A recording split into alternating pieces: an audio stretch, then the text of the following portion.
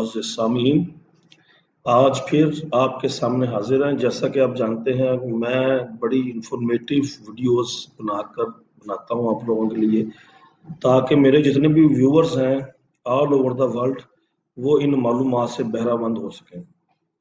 तो आज का मौजू है यजूज मजूज। ये जी 6 सितंबर 2020 को अब्दुल कादिर शेख साहब ने एक्सप्रेस मैगजीन के अंदर कससुल अंबिया के अंदर लिखा था। अब हर बंदा तो मैगजीन नहीं पढ़ता, तो मैंने सोचा ये क्यों ना मैं अपने व्यूअर्स तक, अपने सामीन तक भेजूं।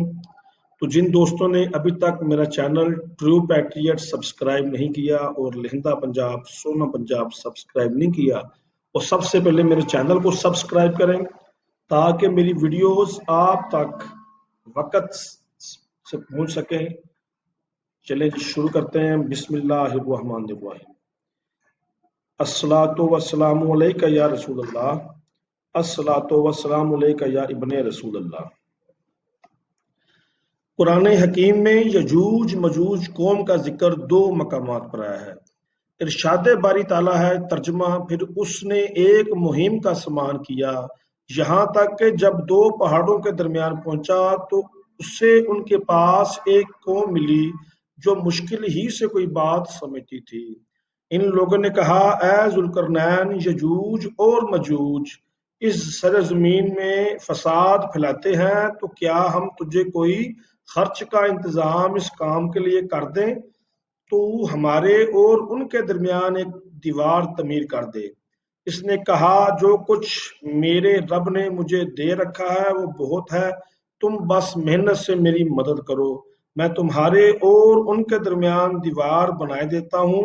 मुझे लोहे की चादरें ला कर दो। आखिर जब दोनों पहाड़ी खुला को उसने पाड़ दिया तो लोगों से कहा, अब आग दहकाओ। हत्ता कि जब आहनी दीवार बिल्कुल सुर्ख हो गई तो उसने कहा, लाओ अब मैं इस पर पिघला हुआ तांबा अंडेलूंगा। यजूज मजूज इस पर चढ़कर भी नहीं आ सकते थे और ना ये ताकत रही कि इसमें वो नकब लगा सकें। इनके लिए और भी मुश्किल था। जुल्करनैन ने कहा, ये मेरे रब की रहमत है, मगर जब मेरे रब के वादे का वक्त आएगा तो वो उसको पेवंद खाक कर देगा और मेरे रब का वादा बरहक है। सूरह काफ आयत नंबर 94 ta 98। मुफस्सरीन कराम इन आयात की तफसीर लिखते हुए फरमाते हैं कि ये बात तारीखी और मजहबी एतबार से मुतफिका तौर पर तस्लीम शुदा है कि इस कौम की तारीख नहायत कदीम है। तारीखदान लिखते हैं कि यजूज और मजूज से मुराद रूस और शुमाली चीन के वो कबाइल हैं जो ततारी, मंगोल, हन और सैथियन वगैरह के नामों से मशहूर हैं और ज़माना कदीम ही से मुतमद्दिन ममालिक पर हमले करते चले आ रहे हैं।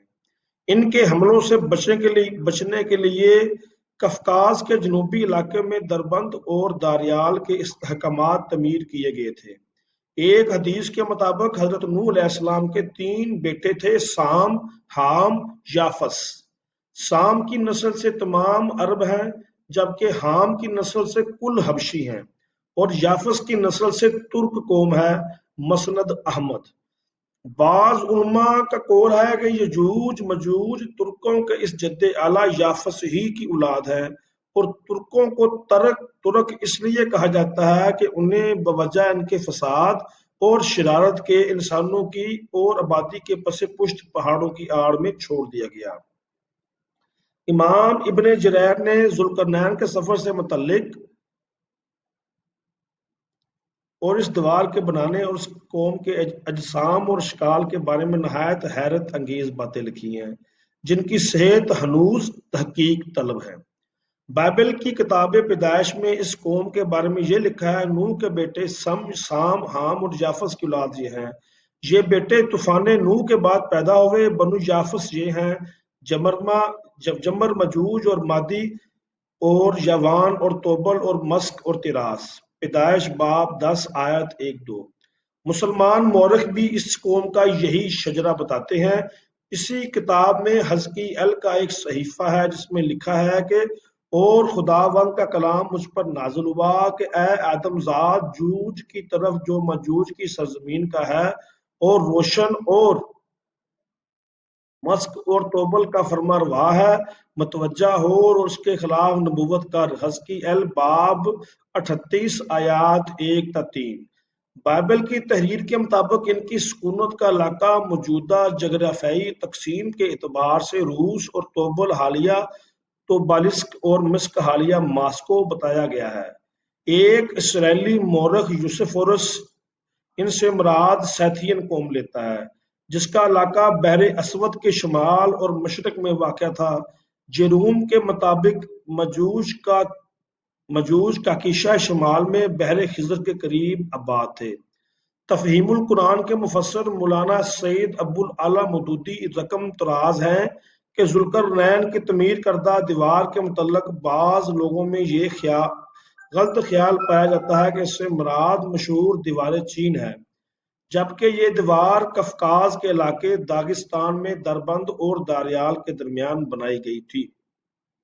قفقاز اس ملک کو کہتے ہیں جو بحر اسود سے اور بحر خزر کے درمیان واقع ہے۔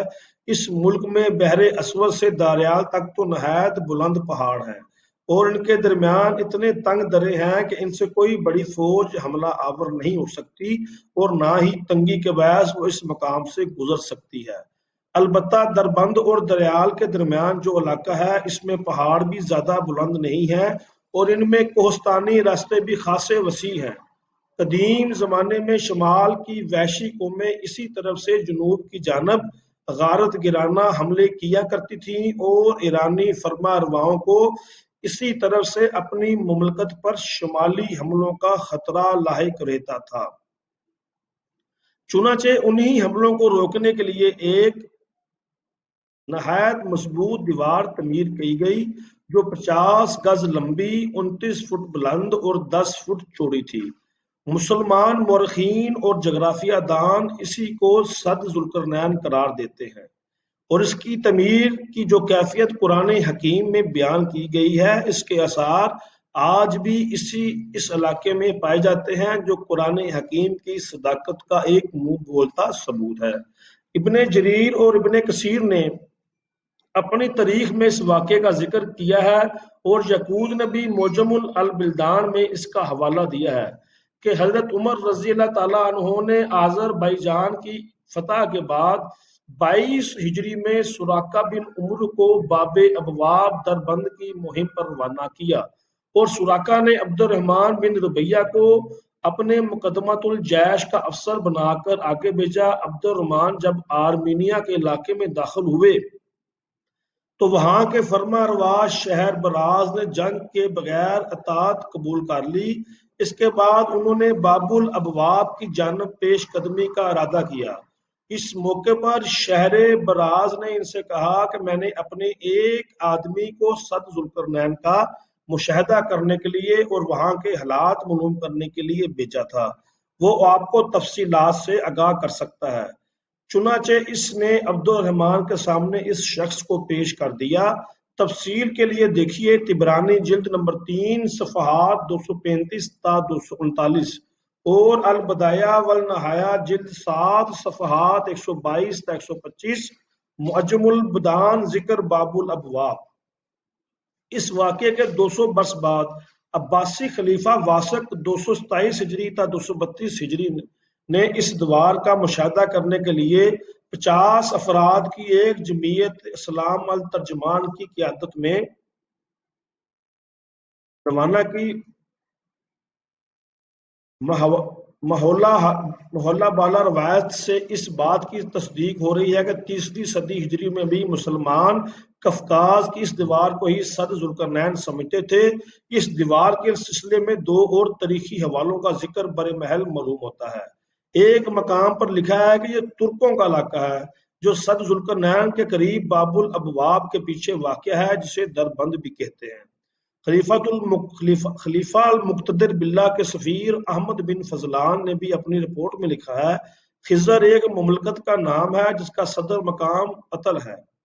درائے عطل اس شہر کے درمیان سے گزرتا ہے اور یہ دریا روس اور بلغاریہ سے آ کر بحر خزر یعنی بحر کیسپین میں گرتا ہے۔ بلا کفر سے بلاد کفر سے بلاد مسلمین کی طرف آنے والوں کے لیے یہ راستہ انتہائی دشوار گزار ہے۔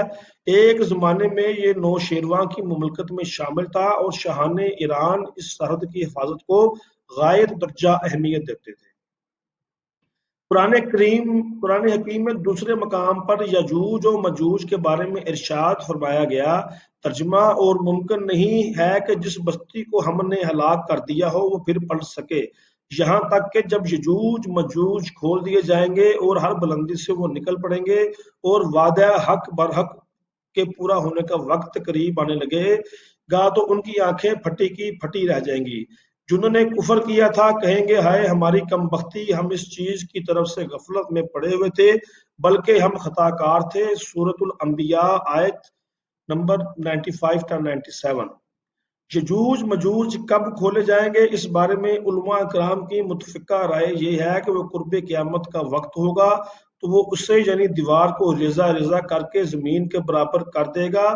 ایک حدیث مبارکہ میں آیا ہے کہ وہ ہر روز اس دیوار کو کھودتے ہیں اور پھر کل کے لیے چھوڑ دیتے ہیں، لیکن جب اللہ کی مشیت ان کے خروج کی ہوگی تو پھر وہ کہیں گے کل انشاءاللہ اس کو کھودیں گے، اور پھر دوسرے دن وہ اس سے نکلنے میں کامیاب ہو جائیں گے۔ یہ آسمانوں کی جانب تیر پھینکیں گے جو خون آلود پلٹیں گے، بالآخر اللہ تعالیٰ ان کی گدیوں پر ایسا کیڑا پیدا فرما دیں گے جس سے ان کی ہلاکت واقع ہو جائے گی۔ مسند احمد، جامع ترمذی۔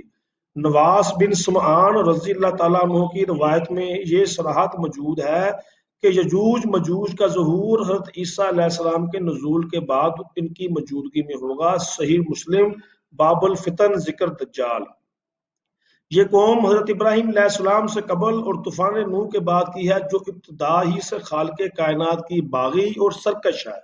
فتن و فساد سے اسے از حد دلچسپی اور قتل و غارت گری کی یہ دل دادا بھی۔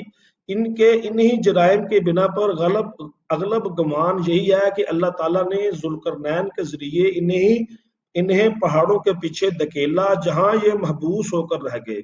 یہاں اس مقام پر ان کی زبان تک کوئی سمجھنے والا تھا اور نہ ہی یہ کسی اور کی زبان بول سکتے تھے اور نہ سمجھ سکتے تھے، لہٰذا اقوام دیگر کی تہذیب و معاشرت اپنانے میں یہ قطعی طور پر معذور رہے۔